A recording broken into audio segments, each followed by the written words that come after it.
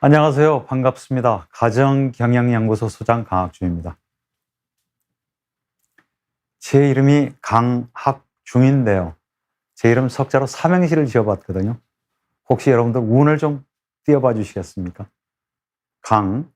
강산이 아무리 변해도 확실하게 중심 잡고 사는 남자 강학중. 다시 한번 인사드리겠습니다. 예, 반갑습니다. 제 소개를 잠깐 하자면 저는 제가 몸담았던 20년 가까이 몸담았던 회사의 대표이사 자리를 스스로 내려놓고 지금은 가족, 부모라는 주제에 대해서 강의하고 방송하고 상담하고 코칭을 하면서 서울가정법원에서는 조정위원으로 활동을 하고 있습니다. 예. 25년째 2000년 1월 1일 날 문을 열었으니까요. 가정경영연구소 소장으로서 가족 문제 예방에 최선을 다하고 있습니다. 그동안 제가 한 25년 동안 쭉 했던 그 강의 횟수를 제가 정확하게 세본 건 아닌데요. 1000번이 넘더라고요. 예. 제 주제하고 맞으면 어디든지 달려갔었죠. 기업체 강의를 제일 많이 했었고요. 지방자치단체, 대학, 사찰, 교회, 군대, 경찰, 청와대, 교도소 참 강의를 많이 했더라고요. 대상은 고등학생부터 시작을 해서 대학생, 직장인, 신혼부부, 맞벌이 남편들, 예, 노인분들, 다문화 가족까지요. 예. 방송도 제가 꽤 오래 했습니다. 거의 만 20년 가까이 고정 출연을 했었는데, 라디오, TV를 통해서 KBS 아침마당 무엇이든 물어보세요.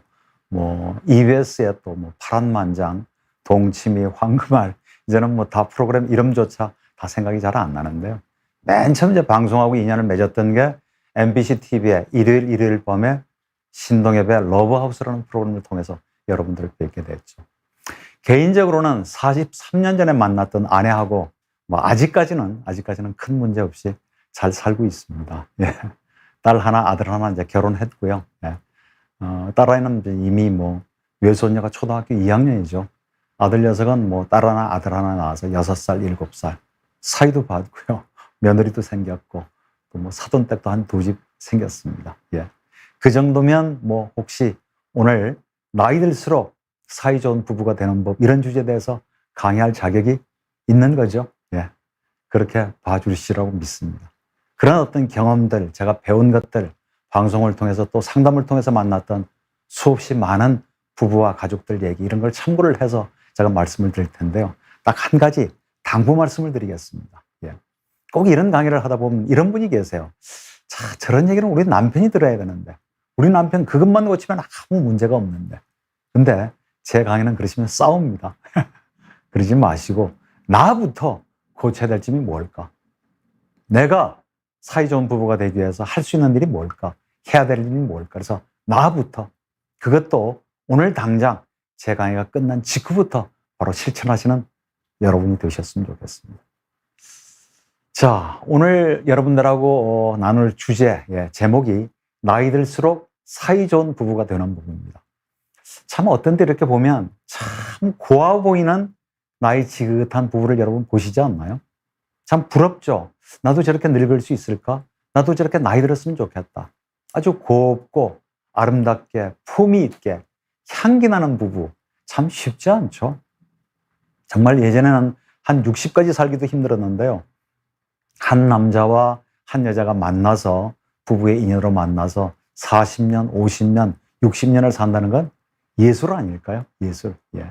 그런 부부는 아무나 되는 게 아니고요. 정말 그런 부부가 되기 위해서 지금 내가 무엇을 할 수 있을까? 함께 생각을 해보는 시간을 갖겠습니다.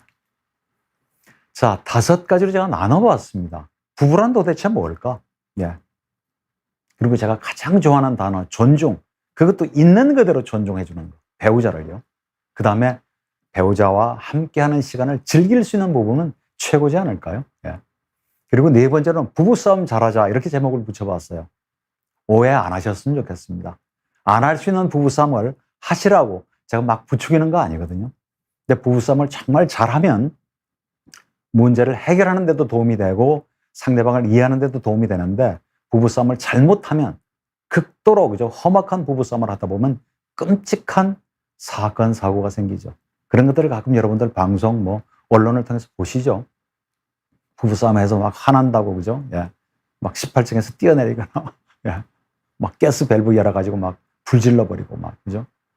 부부싸움하고 기분 나쁘다고 해서 막 술이 만취가 돼서 차로 그냥 막 상가로 돌진해서 정말 엉뚱한 사람의 생명을 앗아가는 경우. 그런 의미에서 부부싸움을 잘하자, 생산적으로 하자, 그런 뜻입니다. 마지막으로 부부 사이에 절대 해서는 안 되는 일, 그건 정말 여러분들 조심하셔야죠. 그렇게 5파트로 나눠서 오늘 여러분들하고 얘기를 나눠보겠습니다. 자, 부부란 어떠세요? 오늘 함께 하시는 여러분들, 뭐 결혼 안 하신 분도 계시겠지만 결혼하신 지 뭐 10년, 20년, 3, 40년, 50년 가까이 되시는 분들도 계시겠죠. 살아보시니까 부부가 뭐라고 생각하세요? 뭐 친구다, 평생의 반려자다, 뭐 든든한 보험이다, 뭐 이렇게 좋은 얘기를 해주시는 분도 계신데요. 예. 정말 위험한 투기다, 도박이다, 이렇게 얘기해 주시는 분도 있고요. 60년간의 전쟁이다. 3년마다 갈아줘야 되는 어항이다. 뭐 이렇게 얘기하신 분도 봤어요. 네. 희극과 비극이 섞인 시나리오다. 뭐 각자 처해 있는 상황이나 입장이 다 다르실 테니까요. 뭐 정답은 없겠지만 정말 부부는 저한테 만약 물어보신다면 일생을 살아가는데 가장 든든한 뭐 한 팀, 예, 우리 팀, 예, 든든한 버팀목, 예, 울타리, 그런 게 부부가 아닐까요? 여러분 참 많은 사람을 만나시죠. 예.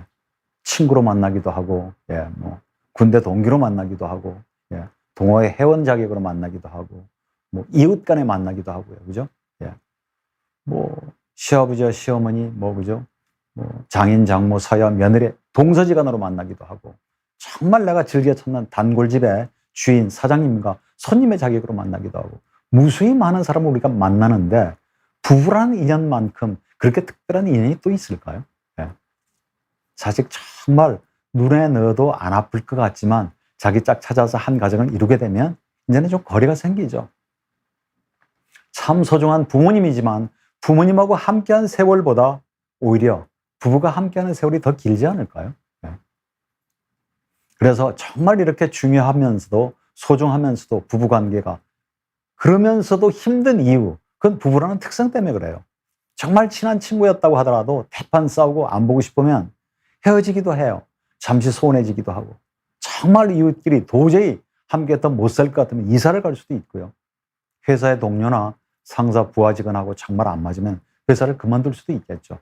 그러나 부부는, 예, 이혼이라는 최후의 수단을 통하지 않고서는 부부관계를 참 해소하기가 힘듭니다. 쉽지 않죠. 예, 그래서 더더욱 부부 사이가 좋다는 게 얼마나 큰 복인지 아마 여러분도 절감하실 겁니다. 가정의 기둥이죠. 예. 부부라는 튼튼한 두 기둥이 딱 버티고 서 있으면 그 가정이 튼튼하게 자리 잡는데 부부 사이가 흔들리거나, 그죠? 금이 가거나, 그죠? 오히려 그 기둥이 허물어지면 그 가정이 온전히 존재할 수가 없는 거예요. 가족의 핵이기도 하고요. 가족 생활의 출발점이기도 하고, 부모가 사실 자녀에게는 모델이죠. 30년 가까이 매일 보고 듣고, 그죠? 그 부모를 어떻게 안 닮을 수가 있겠어요? 이런 부분은 안 닮았으면 하는 부분조차 얄밉게 닮아있는 자녀들을 볼 때마다 아마 여러분들 깜짝깜짝 놀라실 겁니다. 그래서 저는 정말 자식 농사를 잘 짓고 싶으시면 부부 농사에 먼저 투자하세요. 그런 말씀을 제가 많이 드리죠. 자, 그럼 왜 부부 농사일까? 전 농사라는 말을 좋아합니다. 자식 농사라는 말씀은 들어보셨어도 부부 농사, 그렇게 뭐 쉽게 들을 수 있는 단어는 아니죠. 왜 부부 농사인가? 농사? 벼락치기가 안 되는 겁니다. 네. 자, 여러분 오늘 배우자와 함께 지어오신 농사, 부부 농사 결산을 한번 해보시겠어요? 10년, 20년일 수도 있고 3, 4년일 수도 있고, 예. 돌아보시면 대풍년이세요? 어떠세요? 흉년이라고 생각하세요? 아니면 평년자가 되시는 것 같으세요? 내가 아무리 생각을 해봐도 후하게 점수를 주어도 우리 두 사람이 지은 부부 농사 흉년에 가깝다. 근데 제 강의 한번 듣고, 예, 내일 저녁에 근사한 레스토랑에 가서 와인잔 부딪히면서 건배 유하여야 한다고 해서 흉년이었던 부부 농사가 갑자기 대풍년이 될 수 있을까요? 그렇게 벼락치기가 안 된다는 게 바로 부부 농사입니다. 농사 여러분 아시죠? 제때 씨앗 잘 뿌리고 모종 심어주고 물 주고 거름 주고 그죠? 잡초 뽑아주고 예. 우끄럼도 주고 예. 순도 따주고 가지치기도 해주고 우끄럼도 주고 비바람에 쓰러지면 그죠? 다시 이렇게 묶어서 세워주기도 하고 그리고 제때 제대로 수확을 해야 부부농사가 풍년되는 거거든요. 그렇게 부부농사도 예. 하루아침에 벼락치기가 안 된다. 예. 여러분 주유소에 들러서 기름 한번 넣었다고 해서 그 차 폐차할 때까지 계속 쓰나요? 기름 떨어지면 또 한 번 주유하고 계속 보충을 해줘야 되죠. 마찬가지 아닌가요? 예. 그와 마찬가지입니다. 예. 그와 마찬가지로 열심히 제때 물 주고 거름 주고 정성을 다해야 부부농사가 풍년이 될 수 있다는 거 꼭 명심하셨으면 좋겠습니다. 자, 두 번째입니다. 있는 그대로 존중하자. 예. 제가 가장 좋아하는 예, 단어가 바로 존중이고요. 있는 그대로 존중하자. 제가 하는 일의 성격상 주례를 참 많이 씁니다. 예. 맨 처음 제가 MBC TV의 일요일 밤에 신동엽의 러브하우스에서 재혼하는 커플의 주례를 제가 선 적이 있죠. 신동엽 씨가 사회를 보고 예. 그때 딸이 고3이었어요. 근데 그 고3 딸이 다시 장성해서 저한테 주례를 부탁을 해서 아버지와 딸의 주례를 제가 동시에 선 그런 경험도 있고요. 남매들 주례를 서준 것도 있습니다. 한 3쌍 정도. 제가 대학교에서 가르쳤던 제자의 캠퍼스 커플 주례를 서준 경우도 있었고, 저하고 같이 근무했던 그죠 회사의 직원들 뭐 주례를 서준 경우도 있는데, 그때마다 그 부부한테 맞는 맞춤식 주례사를 하긴 하지만 빼놓지 않고 강조하는 얘기가 바로 있는 그대로 존중하자. 제가 그렇게 얘기를 하죠. 이게 이제 두 사람이 있어요. 신랑 신부가. 자, 두 분 잘 들으세요. 예. 바로 옆에 있는 이 여성을 내 아내로 맞아들인다는 사실은, 이 옆에 있는 이 남자를 내 남편으로 맞아들인다는 사실은 예. 어떤 의미가 있느냐 하면, 이 사람이 가지고 있는 장점, 강점, 재산, 자원, 그것만 선택하는 게 아니고 이 사람이 가지고 있는 단점, 결점, 부끄러운 점, 문제점, 그리고 이 사람의 가족이 가지고 있는 한봇들의 문제까지도 동시에 내가 선택하는 의미입니다. 예. 나한테 잘하고 돈 잘 벌어오고 그죠? 기념일 잘 챙기고 예. 좋은 아빠 역할을 하고 맛있는 음식 만들어주고 그러면 내 남편이고 내 아내고, 그렇지 않으면 내 남편 아니에요, 내 아내 아니에요, 그게 아니라는 거죠. 그러니까 여러분 살아오시면서 결혼하시고 부부싸움 꽤 많이 하셨죠? 바뀌던가요? 예. 나는 옳고 당신은 틀려먹었으니까 당신 그거 고치라고 그렇게 기를 쓰고 에너지를 쓰고 시간을 들이고 노력해봤지만 잘 바뀌던가요? 사람은 잘 안 바뀝니다. 예. 사람에게는 바꿀 수 없는 것도 있어요. 기질, 성격, 과거 바꿀 수 없습니다. 그리고 바꿀 필요가 없는 것도 있어요. 지극히 사소한 습관이나 취향. 예. 예를 들면 뭐 원두, 커피 원두를 자기가 직접 사서 로스팅해서 그죠? 핸드드립으로 내려먹는 그게 정답이고, 커피 믹스 그건 오답이고 그렇지는 않죠. 사람의 취향에 따라서 식사하고 나서 커피 믹스 난 너무 맛있어. 난 굳이 비싼 뭐 커피 나한테는 필요 없어. 이런 사람도 있을 수 있고요. 짜게 먹는 사람, 싱겁게 먹는 사람, 그죠? 그러니까 그런 사소한 취향까지도 나는 맞고 당신은 틀려 먹었으니까 고치라고, 촌스럽다고, 그건 폭력이 될 수가 있는 거죠. 사람 바꾸는 거 쉽지 않습니다. 예. 사람 한 사람을 바꾸는 일은 산 하나를 옮기는 것 같이 힘들고 불가능에 가깝다, 그런 말도 있는데요. 바꾸기 힘들죠. 어떻게 바꾸겠어요? 그 사람의 유전자 바꿀 수 있나요? 예? 그 사람의 어떤 그 가족 문화, 예. 아니면 뭐 가치관, 예. 결혼하기 전에 만났던 한 30년 가까운 그동안의 어떤 경험, 기억, 이거 바꿀 수가 없는 거죠. 그걸 막 바꿔놓겠다고 기를 쓰지 말고 그냥 있는 그대로 존중해 주는 거. 예. 있는 그대로 존중해 준다는 의미는 예. 남편이 하자는 대로, 아내가 하자는 대로 다 따라하고 그대로 살아야 된다는 얘기가 아닙니다. 존중해 주는 거죠. 존중해 주고. 그리고 내 삶의 방식, 내 가치관, 내 취향도 존중받으시면 되잖아요. 예. 그러면서 서로가 함께 살아갈 수 있는 방도를 만드시라는 그런 의미입니다. 모든 게 배우자 탓은 아닙니다. 정말 살기 힘들고 예. 세상 살기 싫고 모든 게 잘 안 풀리고 정말 앞이 캄캄하고 막막할 때 모든 게 이 여자 하나 잘못 만나서 내가 이 모양 이 꼴 같고, 그죠?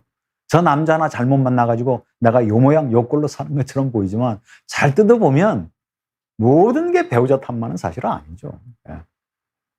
어떤 여자분은 남편 하나 잘못 만나서 내가 진짜 고생한다고, 나는 애들 키우고 살림 산다고 하는데 우리 남편은 그냥 친구들하고 술 좋아해서 맨날 술이고, 남편 그놈의 술 때문에 내가 못 살겠다고 막, 그죠? 애를 쓰지만 그게 과연 남편의 술만이겠어요? 반대로 남자는 또 저 여자 하나 잘못 만나가지고 내 인생 망쳤다고 생각하지만, 그죠? 내가 술 마시고 속색이고 문제 일으키고 할 때 소리 지르고 뭐 싸우긴 했지만 술 안 마실 때는 정말 양순한 아내예요. 그리고 어떤 때는 집에서 술 마시겠다고 하면 술 좀 줄이라고 하면서 술상 봐주고 맛있는 안주도 차려온 아내였었고요. 그리고 아주 가끔은 아이들한테 너희 아빠 참 괜찮은 사람이야. 너무 술을 좋아해서 가끔 내 속을 지글지글 썩였지만 그래도 괜찮은 아빠야. 뭐 엄마를 때리거나, 그죠? 뭐 어디 가서 딴짓 하거나 그런 것도 아니고 그냥 눈 뜨면 출근하는 줄 알고. 그런 남편 칭찬을 할 줄도 알면 부정적인 면, 절정, 안 좋은 점에 초점을 맞추지 마시고 긍정적인 면에 초점을 맞추신다면 그 속에서 또 뭔가 두 분이 사이좋게 지낼 수 있는 방법을 찾을 수가 있는 거겠죠. 그럼에도 불구하고 내가 할 수 있는 게 있습니다. 그럼에도 불구하고. 예. 남편 때문에, 아내 때문에. 그러니까 뭐 배우자 탓을 하면 속은 편해요. 내가 뭐 책임질 일도 없고 죄책감을 느낄 일도 없고 아무것도 안 해도 되고, 그러나 개선되는 건 아무것도 없습니다. 문제 해결되는 건 아무것도 없죠. 오히려 남 탓을 계속 그렇게 하면 상대방이 좋아할 리가 있나요? 그래서 오히려 문제가 더 악화가 되고 악순환을 반복하는 경우가 있죠. 남편이 아무리 술을 마시고 그렇다고 하더라도 예를 들면 술 마시고 들어와서 코 드릉드릉 골고 막 술 냄새, 안주 냄새, 도저히 잠을 못 잘 것 같으면 약속을 하세요. 합의를 보시면 되잖아요.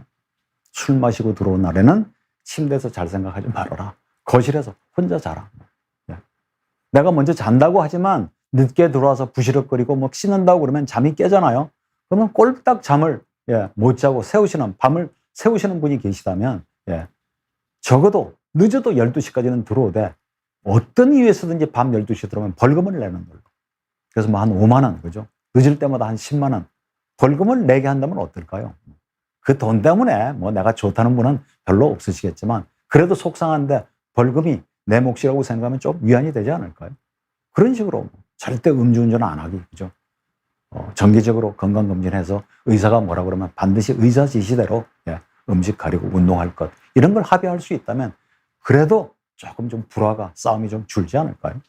그래서 그럼에도 불구하고 내가 할 수 있는 것, 남편이 속을 새겨도 아이들 학교 보내고 날 위해서 근사한 레스토랑에 가서 커피 한잔 하실 수도 있고요.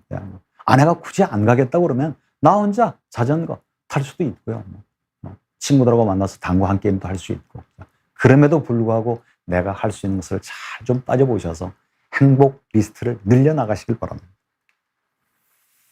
자, 그래서 상대방을 바꾸려고 하지 마시고요. 있는 그대로 잘 존중을 해주고, 남편이 술을 먹고 들어와도 아내가 좀 속을 새기고 잔소리를 퍼붓고 막 이래라 저래라 자꾸 나한테 지시를 해도 거기에 대한 내 태도를 좀 바꾸면요, 관계가 좀 바뀌어요. 아내의 태도나 반응, 남편의 어떤 태도나 반응은 결국 내 태도나 내 반응에 대한 작용, 반작용이거든요. 부부라는 건 사실 어떤 의미로 보면 시스템입니다. 관계는 끊임없이 변하잖아요.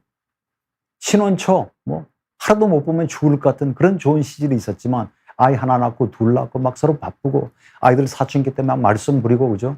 집안에 무슨 사건, 사고가 나서 정말 지옥 같은 그런 단계를 지나서 아이들 또 떠나보내고 이제는 좀 홀가분하게 두 사람만의 시간을 가질 수 있는 그런 때가 찾아오기도 하고요. 끊임없이 변합니다. 그래서 상대방을 변화시키려고 뜯어 고치겠다고, 늘 반드시 변화시키겠다고 덤비지 마시고요. 나를 한번 좀 변화시켜 보세요.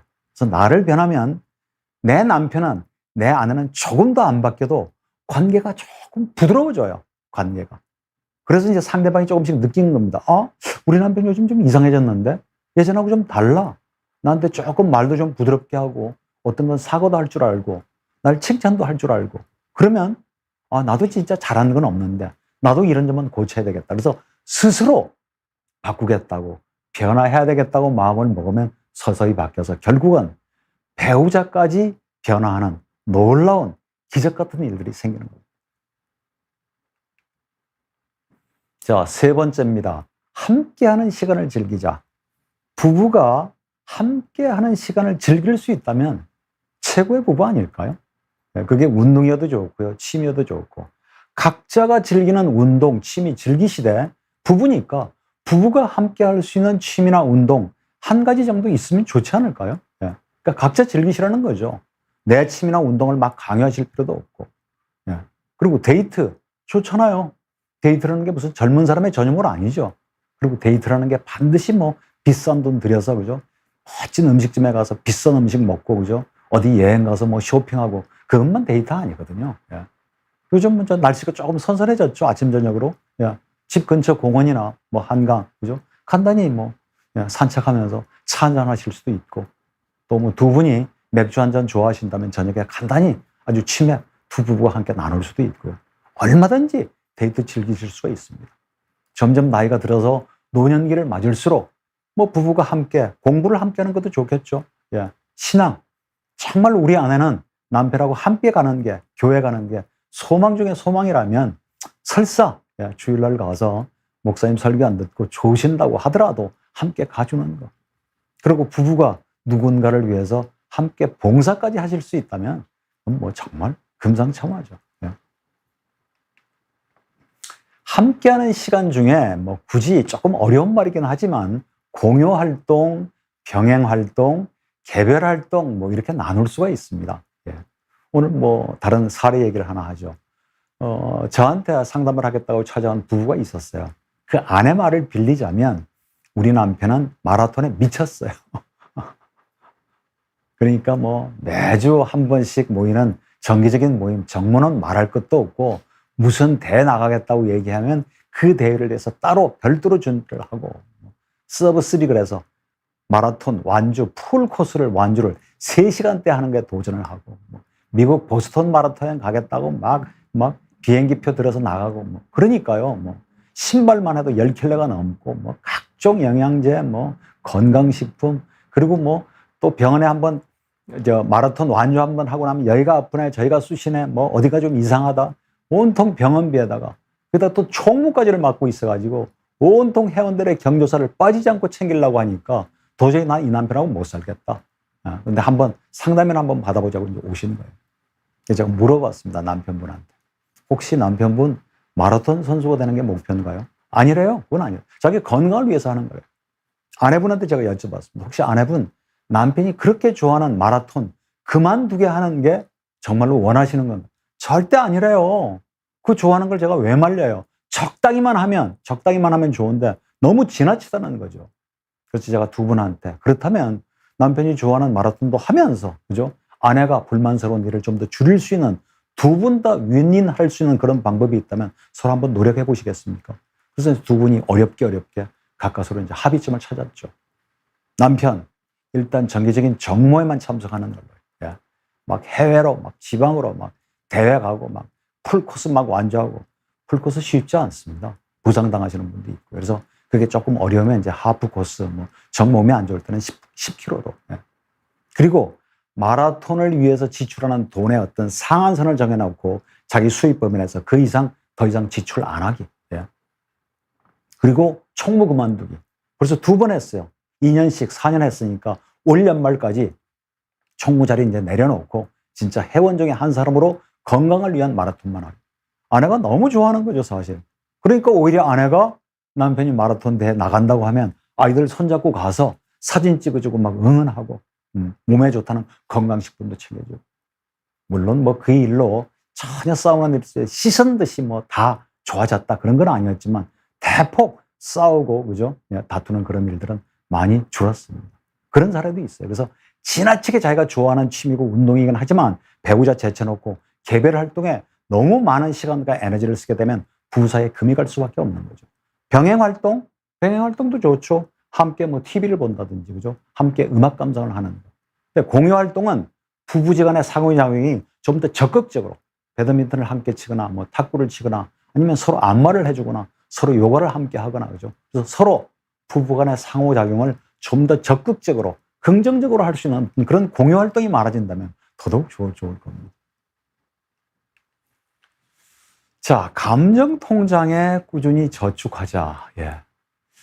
배우자 사이, 부부 사이에도 서로가 통장을 하나 가지고 있다. 감정 통장을. 예. 그래서 그 감정 통장에 잔고가 두둑해지면 나이가 들수록 사이좋은 부부가 될 수 있는 비결 중에 하나죠. 근데 그 감정 통장에 잔고가 두둑해지는 게 아니라 잔고가 바닥을 치고 마이너스가 되게 하는 거. 배우자의 생일 무심히 그냥 지나쳐 버리는 거. 뭐 결혼 기념일, 결혼한 지 뭐 20몇 년이 됐는데 뭐 그런 걸 챙겨. 뭐 빼빼로데이 그런 거 아무 필요 없는 거야. 그리고 전혀 무시를 해버리거나, 그죠? 아니면 아무 연락도 없이 그냥 외박하고 들어가는 거. 그건 진짜 엄청난 돈을 인출하는 거나 마찬가지죠. 부부싸움하고 기분 나쁘다고 아무 얘기도 안 하고 그냥 친정 가버리는 거. 그런 것도 안 되는 거고요. 그리고 자식들 앞에서 막 배우자, 엄마, 아빠 욕하는 거. 절대 해서는 안 되는 일인데요. 남 앞에서 그냥 막 망신 주는 거. 한참 지나간 일 막 들쑤셔가지고 무한 주는 그런 거랑 감정 통장의 잔고를 아주 뚝뚝 떨어지게 하는 그런 방법이기 때문에 그거 하시면 안 되죠. 내 아내가, 내 남편이 뭘 원하는 거 아시죠? 뭘 하면 점수를 많이 주는 거. 그런 쪽에 투자를 하셔야 되는 거죠. 말씀 좀 다정하게 하시고, 그죠? 기념일, 생일 좀 챙겨주시고, 처가 먼저 좀 챙기기도 하고요. 남들이 있는 데서, 그죠? 조금 좀 인정도 해주고, 체면도 좀 살려주고, 칭찬도 좀 해주고, 그러면 조금씩 잔고가 늘어나는 거죠. 그래서 그런 두둑한 잔고를 가지고 부부가 어떤 사고나 위기에 닥쳐도 버텨나갈 수 있는 힘이 되는 겁니다. 다가가기, 이것도 대단히 중요해요. 부부싸움 하고 나서 한마디도 안 하고, 그죠? 한 달이고 두 달이고, 그건 부부 사이를 갉아먹는, 그죠? 정말 안 좋은 방법입니다. 정말 기분은 나쁘지만, 여보, 점심 드셔야죠. 여보, 오늘 뭐 어디 나가서 우리 잠깐 뭐 커피라도 한잔 할까? 먼저 말 거는 거. 말이 쑥스러우면 슬그머니 손 한번 잡아주는 거. 팔짱 한번 끼워주는 거. 여보, 요즘 회사 일이 어때요? 뭐라든지. 여보, 장인 어른 어디 편찮으시다고 오늘 병원 가셨다고 그러지 않았어? 오늘 결과가 어떻대? 먼저 한번 좀 물어봐 주는 거. 그런 아주 사소한 다가가기가 하나씩 쌓여서 감정 통장에 잔고가 늘어나는 겁니다. 자, 따로 또 같이 부부가 함께하는 시간을 즐기자고 해서 부부가 24시간 모든 것을 다 함께 해야 되는 건 아닙니다. 각자 혼자서도 잘 지내고 잘 놀고 부부가 더불어서도 잘 지내고 잘 놀 수 있으면 최고죠. 정말 뭐 취향이 달라서 남편은 컴컴한 그 극장 가서 영화 보는 거 싫어하면 아내가 정말 보고 싶은 내 영화 남편 때문에 못 본다고 불평하지 마시고 혼자 보고 오실 수도 있잖아요. 정말 뭐 2박 3일 어디론가 뭐 여행 가셔서 정말 관심사나 취향이 틀리시다면 한 반나절 정도는 따로 각자만의 시간을 가져서 다시 만나실 수도 있고요. 쇼핑센터 가서도 관심사나 사고 싶은 게 다 다르면, 그죠? 각자 둘러보고 1시간 후에 이 자리에서 다시 만나자고 할 수도 있고. 그래서 끊임없이 함께 하면서도 각자의 어떤 여지, 생활, 일상을 존중해 줄 수 있으면 그게 정말 바람직한 부부의 모습인 것 같습니다. 부부싸움 잘하자. 뭐 제가 아까 서두에도 말씀드렸죠. 안 싸울 수 있는 부부싸움을 뭐 하시라고 제가 부추기는 게 아니라 정말 잘못 싸우면 끔찍한 사건, 사고가 날 수 있다는 얘기죠. 정말 살다 보면 어떻게 부부싸움을 안 할 수가 있겠습니까? 여러분은 부부싸움 많이 하세요? 자주 하세요? 주로 무슨 일로 싸우세요? 어디서 싸우시나요? 싸우면 누가 이기세요? 그리고 보통 하회는 사과나 하회 시도는 누가 먼저 하세요? 자, 그런 얘기를 지금 해볼까 하는데 아무리 화가 나고, 그죠? 속된 말로 뚜껑이 열려도 절대 해서는 안 되는 일이 있어요. 그래서 아무리 화가 나도 이것만큼은 우리가 지키자 하는 어떤 부부 규칙을 만드는 것도 좋은 방법인 것 같습니다. 그래서 제가 부부싸움 10계명 이런 걸 하나 만들어 봤거든요. 한번 보시겠어요? 자, 같이 한번 보시죠. 때리지 말고 부수지 말고 집 나가지 말자. 아, 요즘 세상에 이런 사람이 어디 있어요? 때리는 게 반드시 물리적으로 때리는 것만 폭력, 폭행이 아니고요. 언어, 말로 엄청난 상처를 줄 수도 있죠. 정말 맞으면 큰 상처가 날 법한 뾰족한 물건이나 물건을 던지는 거, 때리려고 막 위협하는 거, 협박하는 거, 다 이게 사실은 폭력입니다. 예. 힘들게 산 거 막 부수지 말고요. 집 나가지 마시고, 예. 장래에서 싸우셔야죠. 집을 나간다는 얘기는 부부싸움이 장기화 된다는 얘기거든요. 아이들 앞에서 싸우지 말자. 예.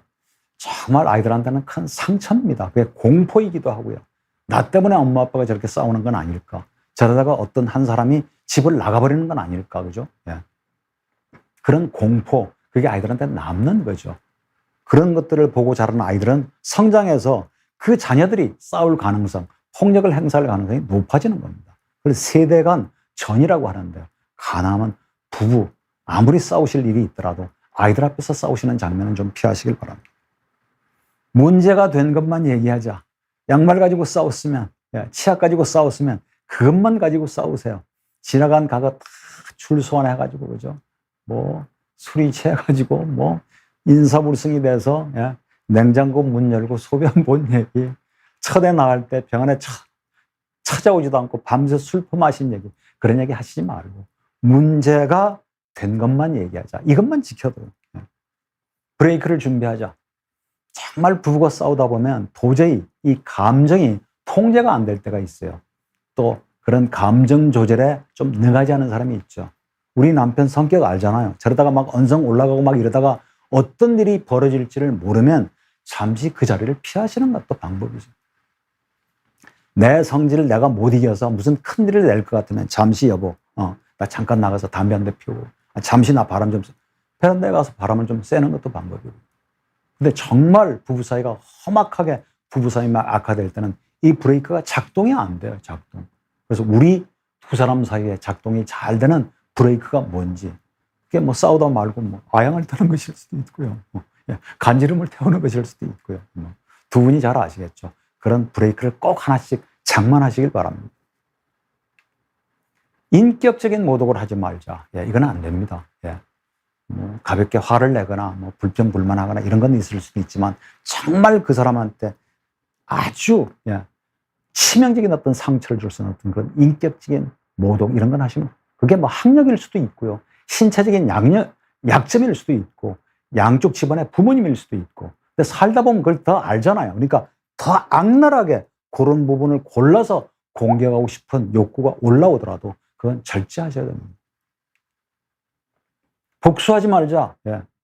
생활비 안 갖다 주고 월급 안 갖다 주고 더 늦게 들어가고 끝까지 말 안 하고 뭐 전업주부인데도 불구하고 밥 안 차려주고 그죠? 그런 거 하시면 안 돼요. 그럼 상대방이 있어요. 복수가 복수를 낳고 더 험악하게 발전을 하는 거죠. 이혼 들먹거리지 말자. 나 도저히 당신 계속 그러면 나 이상 더 이상 살기 힘들어. 그럼 이혼하자. 갈라서 찢어져. 이런 걸로 표현하시는 분이 있어. 난 너무너무 화가 나. 도저히 더 이상은 참을 수가 없어. 그런 것들을 이혼해. 뭐. 그래? 너 이혼하지 그러면 내가 이혼 못할 줄 알고? 그래, 갈라서. 그래서 두 사람이 이혼했어요. 그래서 한참 있다가 나중에 얘기를 들어보니까 나 그렇게 이혼하고 싶은 마음 그렇게 있지 않았어. 당신이 그러니까 내가 자존심 때문에 그랬지. 그래서 후회하시는 정말 그죠? 생각이 짧은 부부도 제가 봤어요. 이혼, 절대 그렇게 쉽게 들먹거리지 마십시오. 이혼을 요즘 너무 쉽게 생각하시는 것 같아요. 싸웠더라도 잠자리는 함께 하자. 가능하면요. 남편분들 뭐 오해하지 마시길 바랍니다. 아무리 싸웠더라도 내가 잠자리 한번 해주면 우리 아내는 금방 풀려. 오산입니다. 원치 않는 부부관계를 남편이 강요하는 것도 앞으로 처벌받으시는 세상이 될 수도 있으니까요. 조심하시고요. 제3자를 끌어들이지 말자. 두 사람이 충분히 해결할 수 있는 문제임에도 불구하고 양쪽 집안에 다 알리고 막 중계방송 하듯이 막 알려주고 애들한테도 그죠? 너희 아빠가 얼마나 나쁜 사람인지 너희 엄마가 얼마나 형편없는 사람인지 그래서 아이들을 막 내 편으로 끌어들이기 위해서 정말 생각이 짧은 겁니다. 제3자를 끌어들이지 말자. 두 사람이 풀을 수 있는 문제에 대해서는요. 마지막으로 먼저 화해하자. 제가 10가지를 지금 들었는데요. 반드시 10가지일 필요 없습니다. 7가지여도 좋고 3가지도 좋으니까 정말 요것만큼은 우리가 반드시 지키자. 그리고 그것을 지키지 않았을 때 벌칙까지 두 분이 합의할 수 있으면 더 좋죠. 자, 그럼 화해는 어떻게 할 거냐? 화해. 진심으로 사과만 하세요. 그래, 그건 뭐 내가 잘못했고 당신이 그렇다고 해서 그러면 돼. 그리고 자기 잘못한 건 한마디만 하고 상대방 잘못한 건 막 5분, 10분. 그건 누가 좋아하겠어요? 뒤에 하고 싶은 얘기가 정말 많지만 딱 화해하고 사과할 때는 진심으로 사과만 하세요. 진심으로. 네. 두 번째, 성급한 기대하지 마세요. 내가 먼저 이렇게 사과하고 화해 시도를 하면 금방 아내의 기분이 풀어지겠지. 절대 오산입니다. 그렇게 쉽게 안 풀릴 수가 있어요. 네. 한 번에 화해나 사과로 안 되면 시간을 좀 갖고 기다려줘야죠. 계속 노력하셔야 돼요. 거래하지 마세요. 거래하지 마세요. 내가 요 순간 잘 모면하고 사과하고 화해만 하면 내가 친구들하고 해외여행 가는 거 아내가 허락해 주겠지. 응? 내가 요 고비만 잘 넘기고 사과하는 척하면 내가 원하는 자전거 한 대 이번에 새로 바꾸고 싶은데 그거 바꿀 수 있겠지. 남편한테 이번에 잘 요 고비만 넘기면 그죠? 내가 갖고 싶은 결혼 20주년 기념으로 다이아 반지 목걸이 하나 얻을 수 있겠지. 이런 거래 하시면 안 됩니다. 상대방 금방 알거든요. 습관적으로 하지 말라. 감동하지 않죠. 오히려 더 화가 나죠. 말이나 못하면 맨날 사과만 하고 금방 돌아서면 또 어기고 그럼 더 화가 나는 겁니다. 그건 진정성이 전혀 없는 거니까요. 아이들에게 화해하는 모범은 뭐야? 엄마 아빠도 사람이기 때문에 가끔 다툴 수도 있고 감정이 너무 올라와서 언성을 높일 수도 있고 조금 좀 가격한 어떤 그런 행동을 보일 수도 있지만 아이들 보는 앞에서 정말 어른답게 부모답게 화해하는 모습을 보인다면 그것까지도 아이들이 닮지 않을까요? 그걸 배우는 거죠. 자, 그러면 상대방이 배우자가 화해를 했을 때 받아들이는 사람의 어떤 자세, 대사면을 선포하라. 한 번의 사과로 내가 씻은 듯이 나지는 않겠지만, 그죠? 정말 큰 마음으로 그것을 받아주고, 그래요. 당신 정말 다시는 그런 일이 없다고 하니까 이번만큼은 내가 진짜 없었던 일로 한번 해봅시다. 그러면 상대방이 얼마나 좋아하겠어요. 원한을 버려라. 계속 그걸 그죠? 잊지 않고 잊지 않으려고 기록까지 해두면서 그죠? 오히려 복수심을 불태우는 사람이 있어요. 잊을 수는 없죠. 그러나 그것을 더 이상 부부싸움 할 때마다 무기로 사용하거나 악용하거나 그 서로 계속 아픈 상처를 건드리거나 그런 짓을 하면 안 되는 거죠. 원한 버리시길 바랍니다. 내려놓으시고. 내 잘못도 좀 인정하시고요. 당신 그렇게 사과하니까 뭐 사실 나도 잘못한 건 없지. 여보, 나도 그 점에 대해서는 미안하게 생각해요.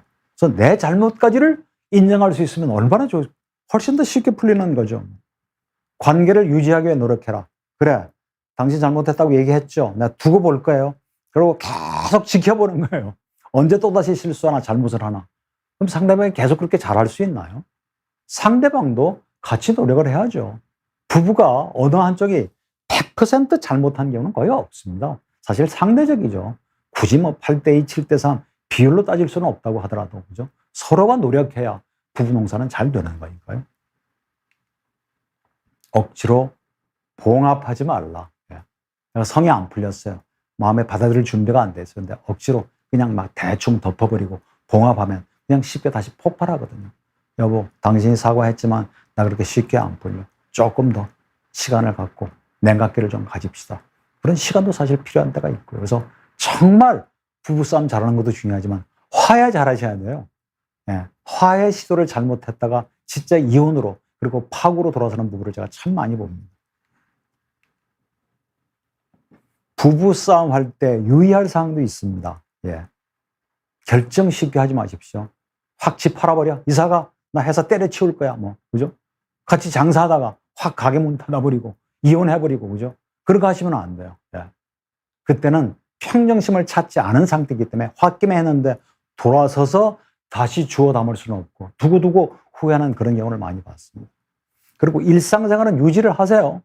밥 드시는 거 밥 드시고, 출근하실 건 출근하시고, 전업주부라면, 그죠? 밥하고, 그죠? 청소하고 빨래하는 건 하셔야죠.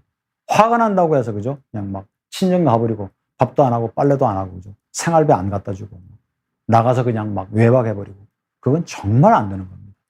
그러니까 일상생활은 유지하면서, 그리고 쉽게 결정하죠.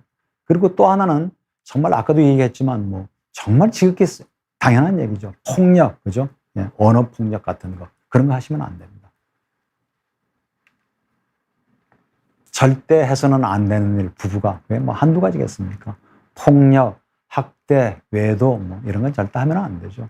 외도에 대한 얘기는 언제 또 한번 기회가 있으면 들을 뭐 기회가 있을는지는 모르겠는데 부모의 자리 뺏기도 안 됩니다. 부모가 잘못을 했어요.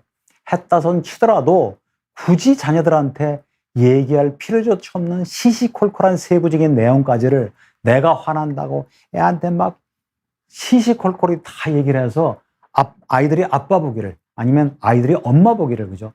도대체 전 뭐 아빠도 아니야. 어떻게 엄마가 저럴 수가 있어. 그래서 그 엄마의 자리나 아빠의 자리를 뺏으면 정말 자식 농사에 실패하는 지름길입니다. 그 부모의 자리는 지켜주셔야 돼요. 그리고 더러는 자기가 막 화가 나서 남편 욕을 하고 아내 험담을 하긴 했지만 자기에게는 쏙 빼요. 자기 잘못한 거. 그런 건 빼면 왜 아빠가 그렇게 했는지, 왜 엄마가 그렇게 했는지 아이들은 모르고 일방적으로 한쪽만 잘못했다고 생각할 수가 있거든요. 그리고 어떤 경우에는 사실도 아닌 경우를 과장하거나 자기는 미화하거나 그게 더 씌워서 거짓말까지 보태면 정말 그건 안 되는 일이죠. 예. 두 분이 사이가 안 좋아서 정말 아니할 말로 이혼을 한다 손 치더라도 그 아빠의 자리나 엄마의 자리까지 뺏을 사실 권리는 없는 겁니다. 그 아이가 만약 불행해진다면 설사 이혼을 했다고 하더라도 여러분 삶이 행복해지겠어요? 그건 여러분을 불행으로 빠뜨리는 길이기 때문에 부모의 자리 뺏기 이것도 해서는 안 되는 일이죠. 한 가지 덧붙이고 싶은 거 뭐 이혼 얘기도 있어요. 뭐 부부가 절대 해서는 안 되는 일 이혼 그러면 혹시 오해하시는 분이 계실 것 같아서 제가 사실은 뭐 생략을 했는데요. 제가 가정법원의 조정위원으로 활동을 하고도 있지만 가정법원에서조차 무조건 이혼하지 말라 이혼을 말리는 분위기는 아닙니다. 아주 드물게는 오히려 이혼하는 게 낫겠다고 이혼을 권하는 경우도 가끔 있긴 해요. 근데 오늘 강의의 주제가 뭡니까? 제목이 나이 들수록 사이 좋은 부부가 되는 법인데 이혼을 해버리면 그게 불가능한 거니까요. 그래서 가능하면 이혼은 안 하는 게 좋겠다는 얘기죠.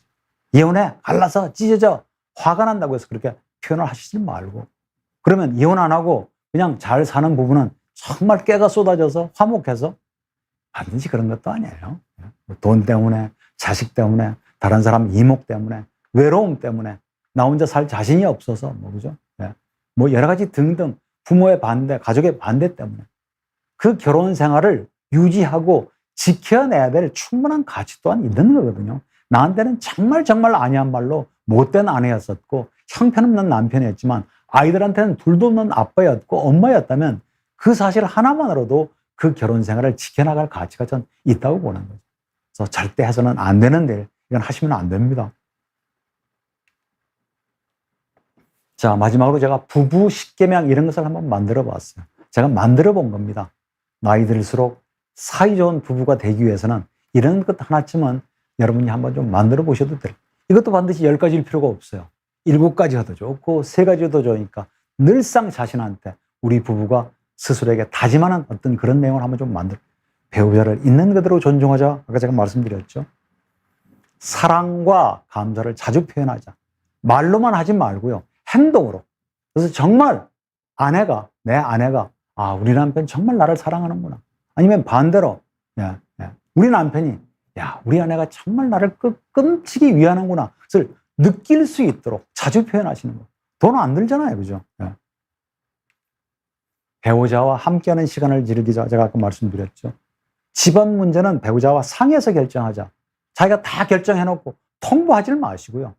물론 최종적인 결정권은 나에게 있을 때 결정은 자기가 하더라도 다 결정해놓고 통보하면 기분 나쁘거든요. 도대체 난 뭐야 이 집에.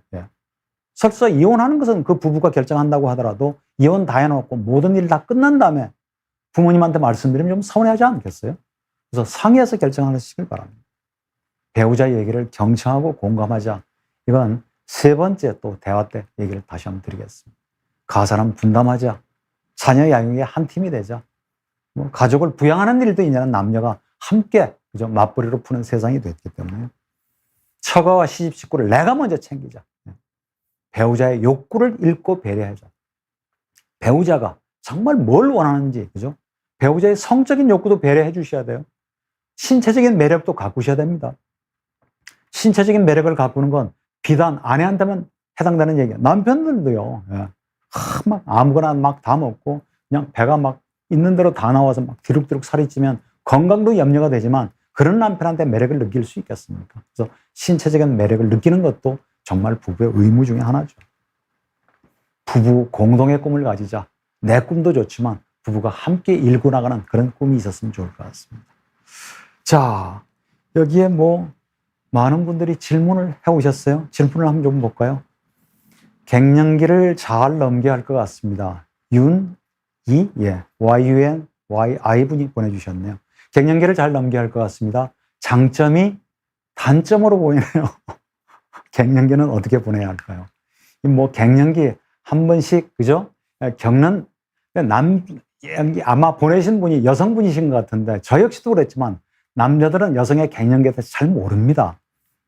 뭐 다 한 번씩 갱년기를 겪는다고 하긴 하는데 너무 유난 뜨는 거 아니야? 저 여자 괜히 갱년기 핑계를 대고 나한테 사사건건 그렇게 자꾸 시비를 거는 거 아니야?